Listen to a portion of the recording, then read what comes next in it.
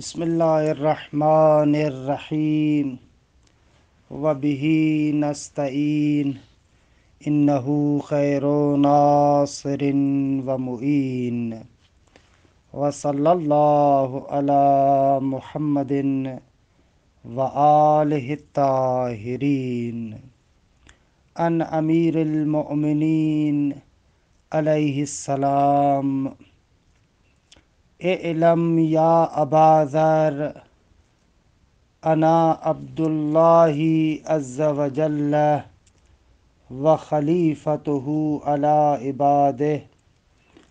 اے ابو ذر، جان لو کہ میں اللہ تبارک و تعالی کا بندہ ہوں اور اس کا خلیفہ ہوں اس کے بندوں پر۔ لا تجعلونا اربابا، ہمیں رب قرار نہ دو۔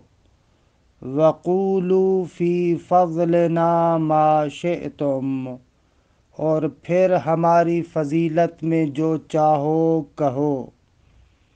فإنکم لا تبلغوا کنہ ما فینا، کیونکہ تم اس شے کی حقیقت تک نہیں پہنچ سکتے جو ہمارے اندر ہے۔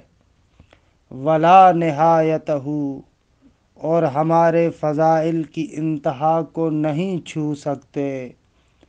فإن اللہ عز وجل قد اعطانا اکبر واعظم ما یصفہ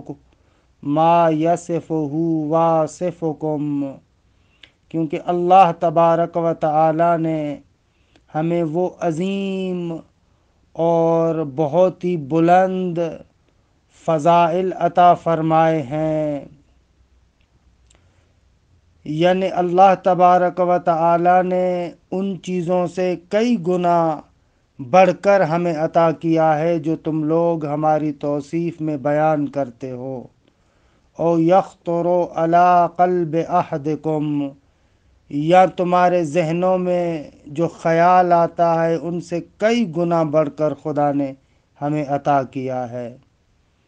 فَإِذَا عَرَفْتُمُونَا هَكَذَا، جب تم لوگوں نے ہمیں اس طریقے سے جان لیا، فَأَنْتُمُ الْمُؤْمِنُونَ، تو پھر اس صورت میں تم لوگ مؤمن ہو۔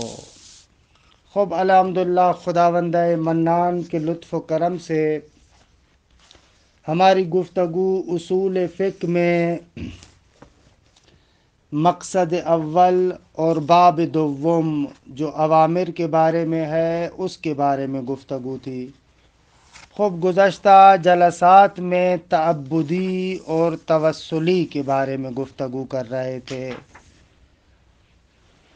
عرض ہوا کہ تعبدی یعنی جس میں قصد قربت ضروری ہے، توسلی یعنی جس میں قصد قربت ضروری نہیں ہے۔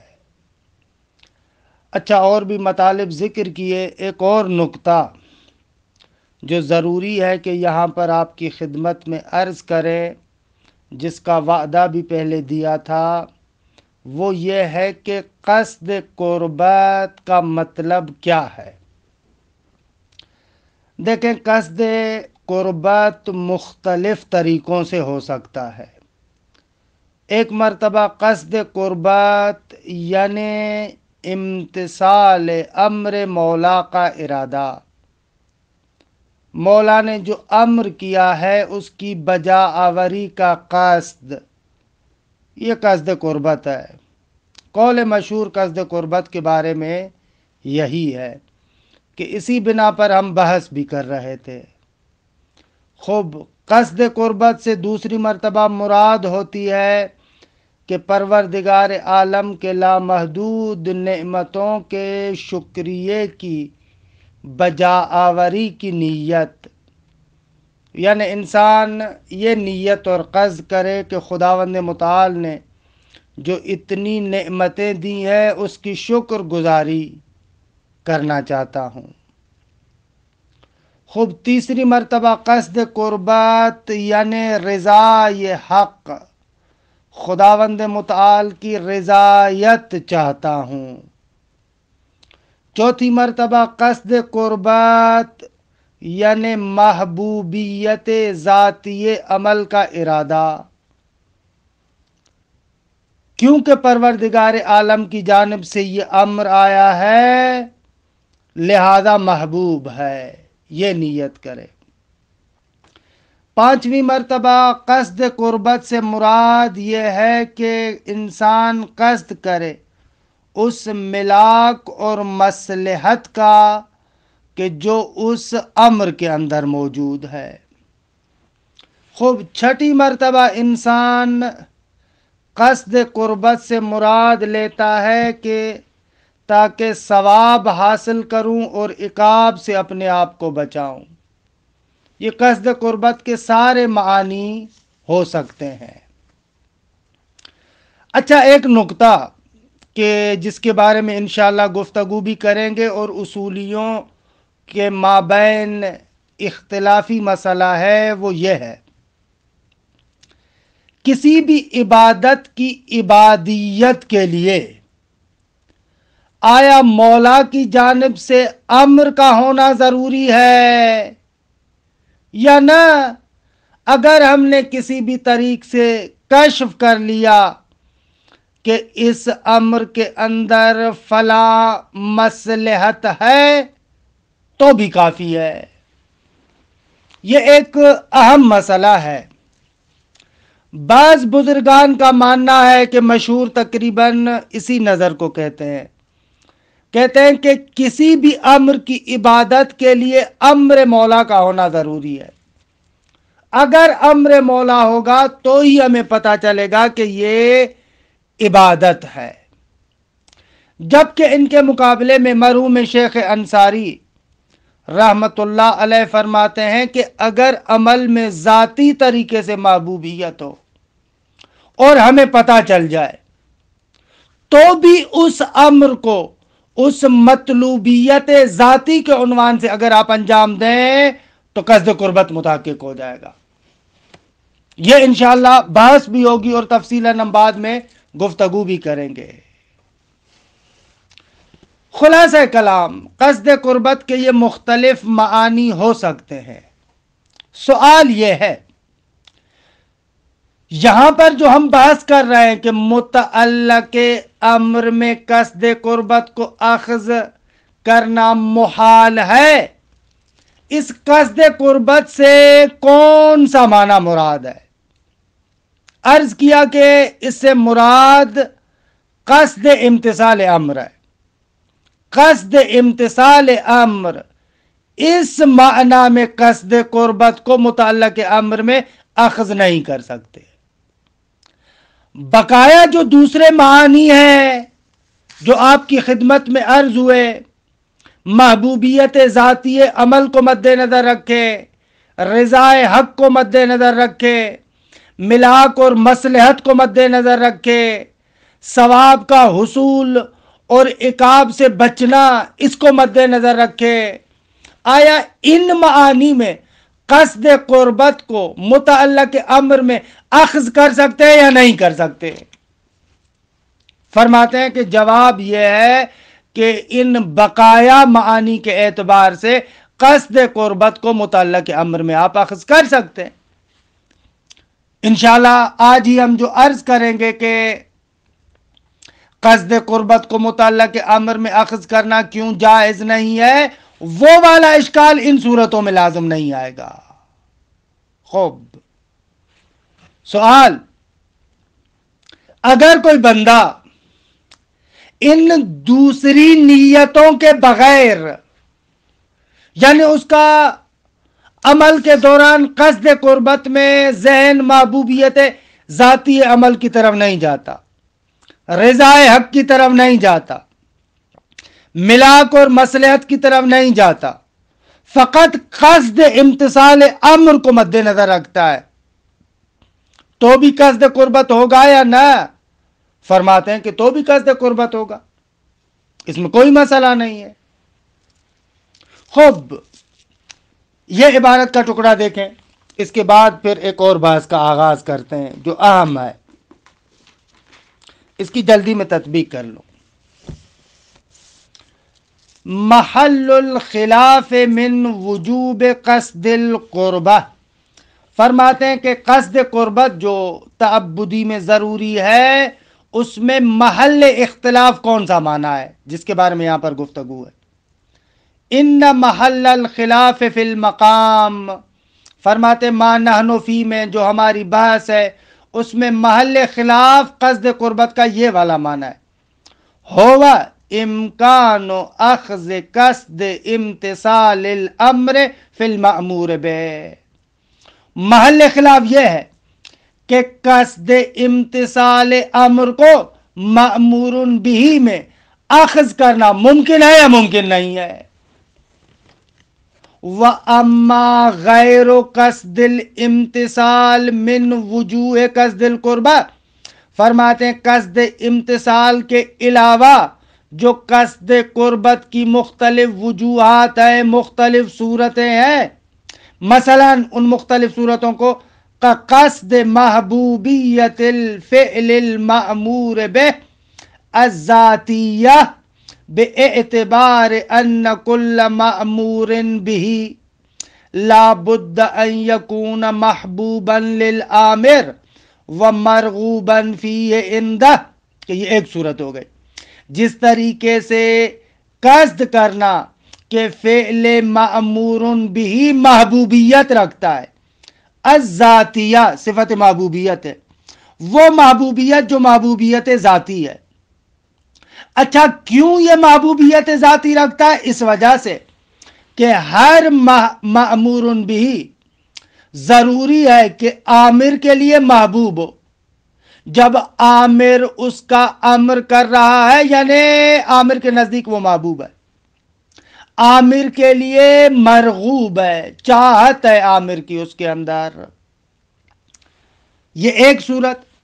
وَكَقَصْدِ التَّقَرُّبِ إِلَى اللَّهِ تَعَالَى مَحْضًا بِالْفِعْلِ، یا یہ دوسری صورت ہے کہ انسان فعل کے ذریعے سے فقط خدا کی قربت چاہتا ہے، لا من جہت قصد امتثال امرہ، البتہ مقصود یہ نہیں ہے کہ امر مولا کے امتثال کا قصد کرے، بل رجاء لرضا ہو، رضایت حق کو معلوم کرنے کے لیے، رضایت حق کو چاہتے ہوئے انسان کرے. وَنَحْوِ ذَلِكَ مِنْ وُجُوهِ قَصْدِ الْقُرْبَةِ، اور اس طریقے سے جو قصد قربت کی دوسری صورتیں ہیں، مثلا قصد ملاق کرے، مثلا مولا کی بے پناہ نعمتوں کی شکر گزاری کا قصد، مثلا یہ بھی صورت ہے. فَإِنَّ كُلَّ هَذِهِ الْوُجُوهِ لا مانع قطعا من اخذها قیدا للمأمور بہ، فرماتے ہیں یہ ساری کی ساری صورتیں کوئی معنی نہیں ہے یقیناً کہ ان کو مأمور بہ میں اخذ کیا جا سکتا ہے، مأمور بہ کے لیے ان کو قید قرار دیا جا سکتا ہے. ولا یلزم المحال، یہاں پر کوئی محال اور اشکال لازم نہیں آئے گا. الذی ذکروہ فی اخذ قصد الامتثال، کہ جس محال اور اشکال کو علماء اصولیون نے قصد امتثال کی صورت میں ذکر کیا ہے، علامہ سیأتی کہ ان قریب انشاءاللہ آئے گا. ولیکن الشأن فی ان هذه الوجوہ هل هی مأخوذۃ فی المأمور بہ فعلا علی نحو کہ لا تکون العبادۃ عبادۃ الا بہا. لیکن قصد قربت کی جو دوسری صورتیں ہیں ان میں یہ بحث ہے کہ آیا ان دوسری صورتوں کو بھی اخذ کرنا ضروری ہے، یعنی اس طریقے سے کہ اگر ان کو انسان اپنی نیت میں نہ رکھے تو عبادت نہیں ہوگی، آیا ایسے ہے یا ایسے نہیں ہے. ولیکن الشأن، لیکن فرماتے ہیں کہ گفتگو فی ان هذه الوجوہ، اس بارے میں کہ یہ جو وجوہ ہیں، دوسری جو صورت ہم نے قصد قربت کی ذکر کی، هل هي مأخوذۃ فی المأمور بہ، آیا مأمور بے میں بھی ان کو اخذ کیا گیا ہے؟ کس طریقے سے اخذ کرنا؟ اس طریقے سے، علی نحو، اس طریقے سے کہ لا تکون العبادت عبادتا الا بہا، کہ عبادت کی عبادیت ان کے بغیر ناممکن ہو۔ آیا ایسے اخذ کیا گیا ہے؟ الحق انہ لم یؤخذ شیء منہا فی المأمور بہ، شان یہ ہے کہ قول حق یہ ہے کہ ان امور میں سے کوئی بھی امر مأمور بھی میں اخذ نہیں کیا گیا۔ اب دلیل کیا ہے؟ اجماع۔ والدلیل علی ذلک ما نجدہ من الاتفاق، آگا اس مطلب پر کہ ان کو ماخوذ نہیں کیا گیا، اخذ نہیں کیا گیا، وہی چیز ہے کہ جس کو ہم پاتے ہیں کہ وہ چیز کیا ہے؟ اتفاق ہے، اجماع ہے۔ کس بات پر؟ علی صحت العبادہ، کہ بندہ خدا کی عبادت صحیح ہے، مثلا نماز، اذا اتی بہا بدائی امرہا، جب اس عبادت اور صلاۃ کو اس کے امر کے دائی اور انگیزے کے بنا پر انجام دیا جائے، یعنی قصد امتثال امر کیا جائے، مع عدم القصد الوجوہ الاخری، خوب دوسری قربت کی کسی بھی صورت کو انسان نیت میں نہ رکھے، فقط یہ نیت میں رکھے کیونکہ مولا نے کہا ہے لہذا میں امتثال امر کی بنا پر اس عمل کو انجام دے رہا ہوں، اتفاقاً کہتے ہیں عبادت صحیح ہے۔ وَلَوْ كَانَ غَيْرُ قَصْدِ الْامْتِثَالِ مِنْ وُجُوهِ الْقُرْبَةِ مَأْخُوذًا فِي الْمَأْمُورِ بِهِ لَمَا صَحَّتِ الْعِبَادَةِ وَلَمَا سَقَطَ أَمْرُهَا، فرماتے ہیں کہ اگر قصد امتثال کے علاوہ جو قربت کی دوسری صورتیں ہیں وہ بھی مأمور بھی میں اخذ ہوتی تو عبادت کبھی بھی صحیح نہ ہوتی، عبادت کا امر کبھی بھی ساقط نہ ہوتا، بمجرد الاتیان بدائی امرہا، فقط یہ کہ آپ نے امر کے بجا آوری کا قصد کیا ہے، اس کے علاوہ اور کوئی قصد نہیں کیا تو آپ کی عبادت درست نہیں ہونی چاہیے، حالانکہ درست ہے۔ پس فالخلاف اذن منحصر فی امکان اخذ قید الامتثال واستحالتہ، فرماتے ہیں کہ پس اختلاف اس بات میں منحصر ہے کہ آیا قصد امتثال کو اخذ کرنا مأمور بھی میں ممکن ہے یا محال ہے، اختلاف فقط یہاں پر ہے۔ اچھا، تیسرا مطلب جو ہم نے کہا کہ ضروری ہے، وہ تیسرا مطلب ہے تقسیمات اولیہ واجب کے اعتبار سے۔ دیکھیں، واجبات کے لیے دو طرح کی تقسیمات ہیں، کچھ تقسیمات اولیہ ہیں اور کچھ تقسیمات ثانویہ ہیں۔ اچھا، پہلے ہم تقسیمات اولیہ کو ذکر کرتے ہیں، اس کے بعد دیکھیں گے کہ آیا ان تقسیمات اولیہ کے اعتبار سے اطلاق و تقیید ممکن ہے یا ممکن نہیں۔ پھر تقسیمات ثانویہ کو ذکر کریں گے اور ان تقسیمات ثانویہ کے اعتبار سے دیکھیں گے اطلاق و تقیید ممکن ہے یا ممکن نہیں ہے۔ اچھا، تقسیمات اولیہ سے کیا مراد ہے؟ فرماتے تقسیمات اولیہ سے وہ تقسیمات مراد ہیں کہ جو تقسیمات ذات واجب پر عارض ہوتی ہے، یعنی قطع نظر از اس کے کہ آیا اس واجب کے متعلق امر ہے یا امر نہیں ہے، نہ، خود اس واجب کو فی حد ذات ہی دیکھتے ہیں۔ مثلا نماز کو فی حد ذات ہی آپ دیکھیں، اس کی تقسیم ممکن ہے اجزاء اور شرائط کے اعتبار سے، اس بات سے قطع نظر کہ شارع نے امر کیا ہے یا نہیں کیا، نہ، خود نماز کو دیکھیں آپ۔ خب اس اعتبار سے آپ کہہ سکتے ہیں کہ نماز مع سورہ، نماز بدون سورہ، یہ بھی تقسیم ہے۔ بھائی نماز دو حصوں میں تقسیم ہوتی ہے، یا سورت کے ساتھ ہے یا سورت کے بغیر، اگر نماز یا سلام کے ساتھ ہے یا سلام کے بغیر، نماز یا طہارت کے ساتھ ہے یا طہارت کے بغیر، نماز قبلہ رخ ہے یا قبلہ رخ نہیں ہے، نماز ساتر کے ساتھ ہے یا بغیر ساتر کے، نماز رکوع کے ساتھ ہے یا بدون رکوع ہے۔ خوب یہ تقسیمات ہو سکتی ہیں. ایسی تقسیمات کو کہتے ہیں تقسیمات اولیہ کہ جن میں فقط اس واجب کو ہم دیکھ رہے ہیں، قطع نظر از اس کے کہ اس کے بارے میں امر آیا ہے امر نہیں آیا. اسے کہتے ہیں تقسیمات اولیہ.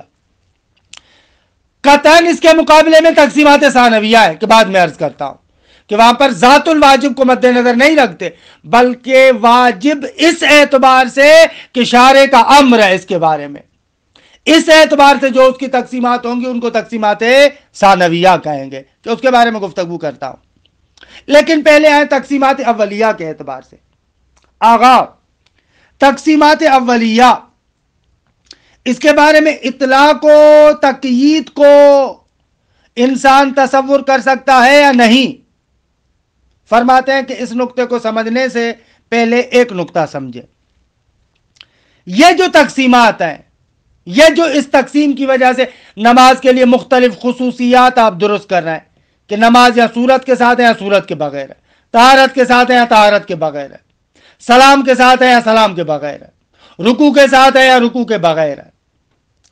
تو مقام ثبوت یعنی مقام تصور، مقام امکان، مقام ثبوت میں ان خصوصیات کی نسبت سے اس واجب کی تین حالتیں ہیں کہ یہ دیگر المنطق میں بھی ہم بارہا پڑھ چکے ہیں. تین اعتبار: اعتبار بشرط شے، اعتبار بشرط لا، اعتبار لا بشرط. درست آغا المنطق میں ہم نے آپ کی خدمت میں عرض کیا کہ کسی بھی شے کے بارے میں تین طرح کے اعتبار آپ کر سکتے ہیں. مثلا میں آغا عمران کو دعوت دیتا ہوں کہ آغا آج رات آپ ہمارے ہاں کھانا کھائیں. خوب، یہاں پر تین صورتیں. ایک مرتبہ کہتا ہوں کہ آغا آپ کو دعوت ہے ہمارے پاس آئیں اس شرط کے ساتھ کہ اپنے خانوادے کو بھی لے کر آئیں. دوسری مرتبہ کہتا ہوں کہ آغا آج رات آپ ہمارے پاس کھانا کھائیں اس شرط کے ساتھ کہ اپنے خانوادے کو نہ لے کر آئیں، اکیلے آئیں. تیسری مرتبہ کہتا ہوں آغا آپ ہمارے پاس کھانا کھانے آئیں، آپ کی مرضی ہے، آپ خانوادے کو لے کر آئیں، آپ خانوادے کو نہ لے کر آئیں. تینوں صورتیں ہو سکتی ہیں. پہلی صورت جہاں پر میں کہہ رہا ہوں کہ حتماً خانوادے کو لے کر آئے، اسے کہتے ہیں بشرط شے. دوسری مرتبہ جو کہہ رہا ہوں حتماً خانوادے کو نہ لے کر آئے، یہ بشرط لا. تیسری مرتبہ جو کہہ رہا ہوں کہ بھئی آپ کی مرضی ہے، لے کر آئے نہ لے کر آئے، یہ لا بشرط. تو ان خصوصیات کے اعتبار سے بھی واجب کی یہ تینوں صورتیں ہیں. ایک مرتبہ ان خصوصیات کی نسبت سے واجب بشرط شے ہے، یعنی واجب مقید ہے. مثلا نماز کہ یہ طہارت کے ساتھ ہو، اگر واجب مقید ہے کہ مثلا روب قبلہ ہو، اسے کہیں گے بشرط شے. دوسری مرتبہ بعض خصوصیات کی نسبت سے واجب بشرط لا ہے، ضروری ہے کہ یہ نہ ہو. مثلا نماز میں کہا نہیں ہونا چاہیے، شرط ہے کہ کہا نہ ہو. نماز میں شرط ہے کہ تکلم نہ ہو، کسی کے ساتھ بات نہ کریں. نماز میں شرط ہے کہ دنیاوی خسیس امور کے لیے گریہ نہ کریں. خوب، یہ ہو جائے گا بشرط لا. تیسری صورت ہے لا بشرط، اگر ہو تو ٹھیک ہے، نہ ہو تو ٹھیک ہے. مثلا قنوت، خوب نماز میں ہو تو ٹھیک ہے، نہ ہو تو ٹھیک ہے. اگر نماز پڑھنے والا حر یا غلام مشکل نہ دار ہے، اگر نماز مسجد میں یا گھر میں مشکل نہ دار ہے، ان کی نسبت سے لا بشرط ہے. مقام ثبوت اور مقام تصور میں ان خصوصیات کی نسبت سے واجب کی یہ تین صورتیں. اچھا، مقام اثبات یعنی مقام دلیل، مقام تصدیق. فرماتے ہیں کہ ہم دلیل کو دیکھیں گے. اگر دلیل کے اندر بیان ہوا ہے کہ یہ خصوصیت ہونی چاہیے تو اس کے بغیر نماز نہیں ہوگی. اگر دلیل کے اندر بیان ہوا ہے کہ فلاں چیز نہیں ہونی چاہیے تو دیگه اسی کے مطابق ہوگا. درست ہے. انما الکلام والاشکال اس صورت میں کہ جب ہمارے پاس دلیل خاص نہ ہو کسی خصوصیت کے بارے میں، نہ اس کے ہونے کے ضروری ہونے کے بارے میں، نہ اس کے نہ ہونے کے ضروری ہونے کے بارے میں، یعنی بشرط شے اور بشرط لا کے اعتبار سے کوئی دلیل نہیں ہے. اب اگر ایسی خصوصیت نماز میں نہ ہو تو اب یہاں پر کیا کریں گے؟ فرماتے ہیں یہاں پر آپ اصالت الاطلاق کو جاری کر سکتے ہیں۔ اگر مجھے معلوم نہیں ہے کہ نماز مثال کے طور پر مسجد کے بغیر بھی ہو سکتی ہے یا نہ، شاید مولا نے کہا کہ نماز حتماً مسجد میں ہو، خب کیا کروں؟ گھر میں نماز میری ہوگی یا نہ؟ اصالت الاطلاق سے آپ تمسک کریں، کیونکہ دلیل خاص نہیں ہے کہ حتماً نماز مسجد میں ہونی چاہیے۔ اگر آیا نماز کے اندر سر پہ ٹوپی ہونی چاہیے یا نہ؟ خب شاید مجھے لگ رہا ہے کہ شارع نے کہا ہو کہ حتماً سر چھپا ہوا ہونا چاہیے، ڈھکا ہوا ہونا چاہیے، ٹوپی ہو یا امامہ ہو، لیکن دلیل خاص نہیں ہے، کیا کروں؟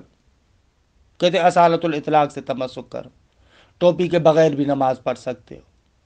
پس تقسیمات اولیہ میں اطلاق و تقیید جاری ہو سکتا ہے۔ دیکھیں اس عبارت کیسے کو، الاطلاق والتقیید فی التقسیمات الاولیۃ للواجب، فرماتے واجب کے لیے جو تقسیمات اولیہ ہے ان میں اطلاق و تقیید کی کیا صورت ہے؟ ان کل واجب فی نفسہ، فرماتے ہیں کہ واجب فی نفسہ یعنی قطع نظر از اس کے کہ اس کے بارے میں امر ہے یا نہ، بذات خود واجب، لہو تقسیمات، اس کے لیے کچھ تقسیمات ہیں، بے اعتبار الخصوصیات کہ التی یمکن ان تلحقہ فی الخارج، ان خصوصیات کے اعتبار سے کہ ممکن ہے کہ خارج میں وہ خصوصیات اس واجب کے ساتھ ملاق ہوں، ان خصوصیات کے اعتبار سے واجب کے لیے فی نفسہ ہی کچھ تقسیمات ہیں۔ مثلا الصلاۃ تنقسم فی ذاتها مع قطع النظر ان تعلق الامر بها، فرماتے نماز بذات خود قطع نظر از اس کے کہ اس کے متعلق امر ہے یا نہ، بذات خود تنقسم الی، ان چیزوں کی طرف قابل تقسیم ہے، الی ذات صورت و فاقدتها، اگر نماز مع سورہ بھی ہو سکتی ہے، بدون سورہ بھی ہو سکتی ہے، ذات تسلیم و فاقدتہ ہی، ہو سکتا ہے کہ سلام کے ساتھ ہو، سلام کے بغیر ہو، صلاۃ ان طہارت و فاقدتها، ہو سکتا ہے نماز طہارت کے ساتھ ہو، نماز طہارت کے بغیر ہو، صلاۃ مستقبل بہا القبلہ وغیر مستقبل بہا، نماز ایسے ہو سکتی ہے کہ روبہ قبلہ ہو اس میں یا مثلا روبہ قبلہ نہ ہو، صلاۃ مع الساتر، خوب شرمگاہ کو ڈھکے ہوئے ہے یا ڈھکے ہوئے نہیں ہے،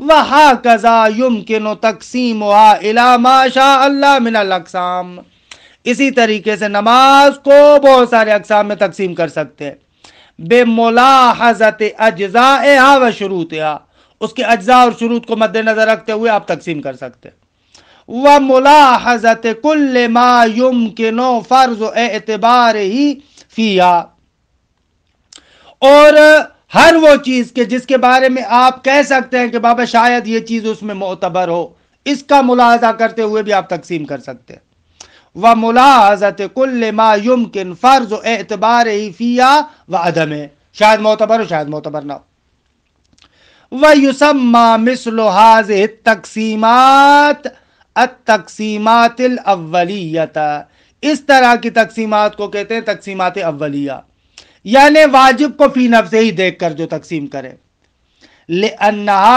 تَقْسِيمَاتٌ تَلْحَقُهَا فِي ذَاتِهَا، آغا ان کو تقسیمات اولیہ کیوں کہتے ہیں؟ فرماتے ہیں اس لیے کہ یہ تقسیمات واجب کو ملاق ہوتی ہے، درست آغا، نماز کو ملاق ہوتی ہے فی ذاتها، بذات خود اس نماز کو دیکھتے ہوئے، مع قطع النظر عن فرض تعلق شیء بها، اس چیز سے چشم پوشی کرتے ہوئے کہ کوئی اور چیز اس کے ساتھ متعلق ہوئی ہے یا نہ، امر اس کے ساتھ تعلق لے رہا ہے یا نہ اسے قطع نظر۔ وَتُقَابِلُهَا التَّقْسِيمَاتُ الثَّانَوِيَّةُ، اس کے مقابلے میں تقسیمات ثانویہ ہے کہ الَّتِي تَلْحَقُهَا بَعْدَ فَرْضِ تَعَلُّقِ شَيْءٍ بِهَا كَالْأَمْرِ مثلاً، اگر تقسیمات ثانویہ وہ ہے جو اس نماز پر عارض ہوتی ہیں، کب عارض ہوتی ہیں؟ جب کوئی اور چیز اس کے ساتھ تعلق لے، یعنی اس اعتبار سے کہ متعلق امر ہے، اس اعتبار سے جو تقسیمات آئیں گی ان کو تقسیمات ثانویہ کہیں گے۔ وَسَيَأْتِي ذِكْرُهَا، حالا ان قریب اس کا ذکر آئے گا۔ فَإِذَا نَظَرْنَا إِلَى هَذِهِ التَّقْسِيمَاتِ الْأَوَّلِيَّةِ لِلْوَاجِبِ، فرماتے ہیں کہ واجب کی جب ان تقسیمات اولیہ کی جانب نگاہ کرتے ہیں، فَالْحُكْمُ بِالْوُجُوبِ بِالْقِيَاسِ إِلَى كُلِّ خُصُوصِيَّةٍ مِنْهَا لَا يَخْلُو فِي الْوَاقِعِ مِنْ أَحْدِ احتمالات ثلاثہ۔ آیا وجوب اس خصوصیت کی نسبت سے کون سی نسبت رکھتا ہے، اس کا حکم کیا ہے؟